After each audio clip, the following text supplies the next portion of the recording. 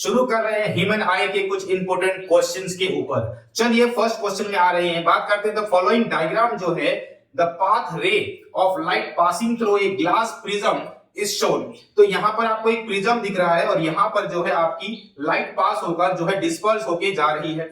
तो यहाँ पर क्या पूछा गया in the diagram, the angle of incidence and the angle of emergence and the angle of deviation respectively are क्या क्या होंगे।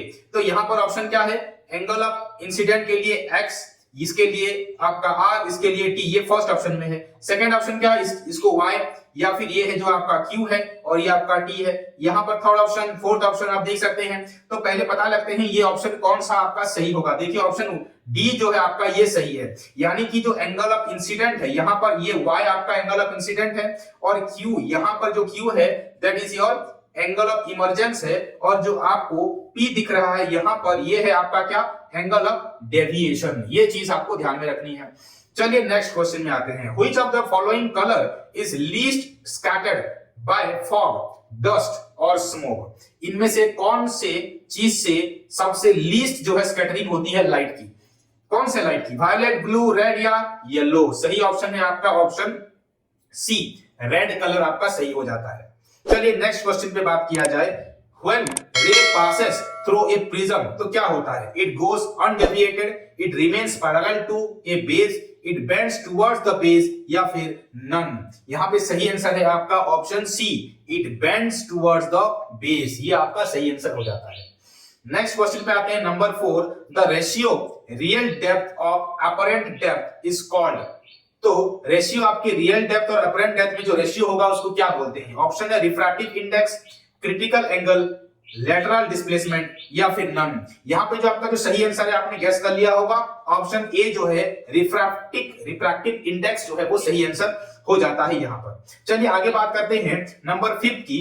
एट नून 12 बजे सन अपीयर्स व्हाइट एज, क्यों व्हाइट नजर आता है। ऑप्शन है लाइट इज लीड स्कैटर्ड होता है उस टाइम में, या फिर all colours of the white light are scattered away, या फिर red colour is scattered the most during noon, या फिर blue colour is scattered the most. तो यहाँ पर जो सही आंसर है आपका गेस कर लिया होगा आपने, फर्स्ट ऑप्शन जो है सही हो जाता है कि लाइट इज लीस्ट स्कैटर्ड होती है कब, दोपहर को, नून के टाइम में, 12 बजे के टाइम। आगे बात करते हैं, देखिए नंबर 6 में आ जाते हैं। The image shown the dispersion of white light in the prism. इस प्रिज्म में जो व्हाइट लाइट आपने पास करी ये अलग अलग कलर्स में आके बदल के आपको Z, Y और X में मिल रही है। तो बोला क्या है, what will be the colour of X, Y और Z। आपको विबग्योर का फॉर्म पता है, विबग्योर नीचे से ऊपर की ओर जाती है, तो नीचे से यहाँ पे दे रखा है X, Y, Z है, तो उसके अकॉर्डिंग क्या करेंगे, देखो X रेड है, ये ग्रीन और ये वायोलेट, या फिर वायोलेट ग्रीन और रेड, या फिर ग्रीन वायोलेट रेड, या फिर रेड वायोलेट ग्रीन। तो इसके अकॉर्डिंग आपका सही आंसर क्या हो जाएगा, सही आंसर हो जाएगा ऑप्शन बी, वायोलेट, ग्रीन और रेड आ जाता है। चलिए नेक्स्ट क्वेश्चन पे आते हैं। नेक्स्ट क्वेश्चन पे मूव करते हैं नंबर 7 पे। Which of the following phenomena of light are involved in the formation of a rainbow। तो कौन रेनबो के फॉर्मेशन में कौन कौन से लाइट का जो है फिनोमिना इन्वॉल्व होता है। ऑप्शन है रिफ्रैक्शन, रिफ्रैक्शन है और डिस्पर्जन है। थर्ड सेकंड ऑप्शन में है refraction, dispersion and total internal reflection, या फिर refraction, dispersion and internal reflection, या फिर dispersion, scattering and total internal reflection. तो यहाँ पर ऑप्शन सेकंड जो है वो सही हो जाता है, refraction, dispersion and total internal reflection जो है वो देखने को मिलती है कब, जब आपका रेनबो का फॉर्मेशन हो रहा होता है तब। तो ये सब चीजें आपके वाटर के ड्रॉपलेट्स के अंदर हो रही हैं, टोटल इंटरनल रिफ्लेक्शन। चलिए आगे बात करते हैं, एक आपका केस बेस्ड स्टडी है। Read the following answer, following questions from 8 to 12। 8 से 12 तक सॉल्व करने के लिए हमें ये पढ़ना है।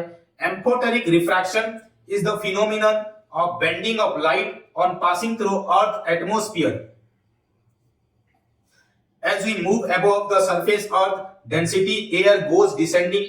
Local condition like temperature etc also affect the optical density of the earth atmosphere. On account atmospheric refraction stars seen appear higher than the actual are. Advanced sunrise, delayed sunset, oval appearance of the sun at sunrise and sunset, stars, twinkling planets do not.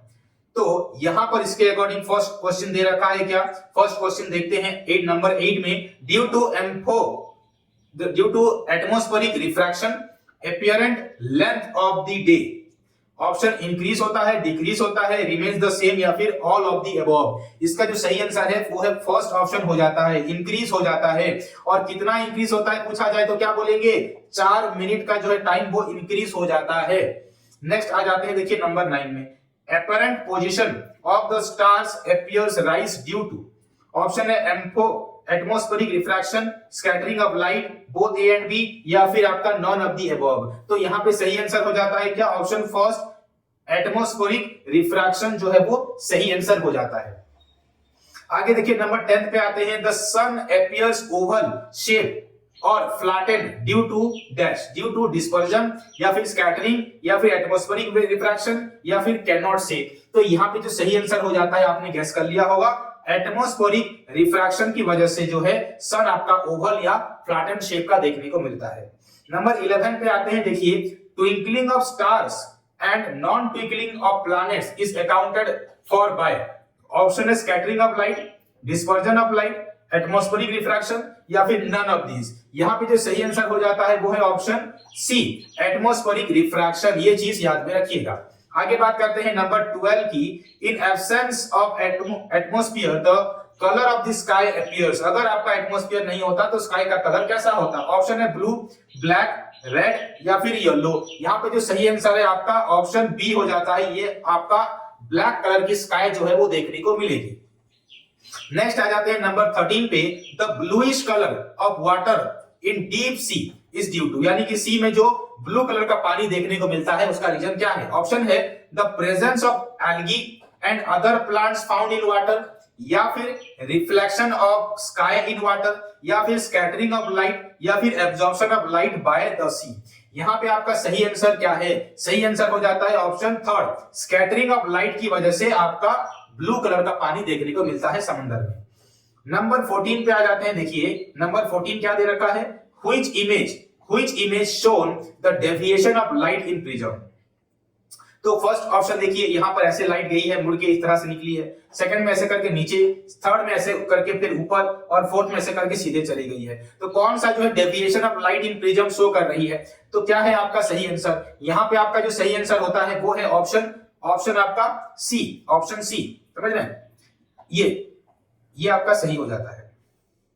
चलिए अभी आगे बढ़ते हैं, बात करते हैं number 15 की, the colour of scattering light depends on, किसके ऊपर डिपेंड करती है, साइज ऑफ स्कैटरिंग पार्टिकल्स के ऊपर, या फिर वेवलेंथ ऑफ लाइट के ऊपर, या फिर बोथ ए एंड बी, या फिर नन ऑफ द अबव। इसका जो सही आंसर हो जाता है वो है आपका ऑप्शन सी, यानी कि बोथ ए एंड बी हो जाएगा, कि आपकी जो colour of scattering of light है वो साइज ऑफ द पार्टिकल्स पे और वेवलेंथ ऑफ द लाइट दोनों के ऊपर डिपेंड कर रही है। आगे बात करते हैं, देखिए नंबर 16 पे आ जाते हैं, which of the following coloured light has the least speed in glass prism, least सबसे कम स्पीड किसका होता है, वायोलेट, येलो, रेड या फिर ग्रीन। यहाँ पे जो सही ऑप्शन है आपका वो है वायोलेट, यानी कि फर्स्ट ऑप्शन। चलिए आगे बात करते हैं number 17, name the scientist who was the first to use glass prism to obtain spectrum of sunlight. ये कौन से साइंटिस्ट थे, ऑप्शन है न्यूटन, आइंस्टाइन, केपलर या फिर हैंस क्रिस्टियन स्टार्ट। तो इसका जो सही आंसर है आपने गेस कर लिया होगा, इसका आंसर है आइजैक न्यूटन, पहले साइंटिस्ट थे जिन्होंने स्पेक्ट्रम के ऊपर स्टडी करी थी ग्लास प्रिज्म में। नंबर 18 में आ जाते हैं, देखिए नंबर 18 क्या बता रहा है, असेशन रीजन है। असेशन यहां पर क्या दे रखा है कि the phenomena of scattering of light is colloid particles give rise to Tyndall effect. Okay, reason क्या दे रखा है, the colour of the scattered light depends on the size of the scattering particles. तो यहां पर पहला ऑप्शन देखिए क्या दे रखा है, ए एंड आर ट्रू है, या और आर जो है करेक्ट एक्सप्लेनेशन है, ए और आर जो है यहां पर भी ट्रू है और आर करेक्ट एक्सप्लेनेशन नहीं होगा। और थर्ड में क्या दे रखा है कि ए आपका ट्रू है बट आर आपका फॉल्स है। फोर्थ में दे रखा है ए आपका फॉल्स है और आर आपका ट्रू है। तो यहां पर सही आंसर क्या है, सही आंसर हो जाता है आपका ऑप्शन बी, यानी कि both A and R true होंगे और आर जो है करेक्ट एक्सप्लेनेशन नहीं होगा ए का। चलिए आगे बात करते हैं नंबर 19 की। नंबर 19 में असेशन दे रखा है कि sunlight reaches us without dispersion in the form of white light and not as components. Reason क्या दे रखा है? रीजन है कि dispersion take place due to variation of refractive index और for different wavelength, but vacuum the speed of light is independent of wavelength and hence the vacuum is not dispersed in medium. Option क्या है? Option है A और R true. R is the correct explanation. A और R true. R is not the correct explanation. A true, R false या फिर A false और R true. यहाँ पर आपका जो सही आंसर है वो क्या हो जाएगा? चलिए आपने गेस कर लिया होगा इसका आंसर. इसका आंसर है फर्स्ट ऑप्शन कि बोथ A एंड R क्या है? ट्रू होंगे और R होगा correct explanation of A. Last number पे आ गए हम नंबर 20 पे. अब पहला सेशन देख लीजिए क्या है कि जो रेनबो है is an example of dispersion of sunlight by water droplets. और रीजन क्या है? Light of shorter wavelength is scattered much more than the light of longer wavelength. Option है आपको पता लग गया है. रिसेशन रीजन में R यहाँ पर A और R ट्रू, R आपका करेक्ट एक्सप्लेनेशन, A और R आपका true, R not correct explanation. यहाँ पे आपका A और A ट्रू, R फॉल्स और A फॉल्स, R ट्रू. तो यहाँ पर जो सही आंसर है आपका हो जाता है क्या? यहाँ पर सही आंसर है ऑप्शन सी, यानी कि A ट्रू है और आपका R आपका फॉल्स हो जाता है. आई होप कि यहाँ पर आपको बहुत सारी चीजें सीखने को मिली होंगी और इसी तरह हमारे साथ जुड़े रहिए और भी लेक्चर इसी तरह के आपके पास पहुंचते रहेंगे. तब तक के लिए धन्यवाद.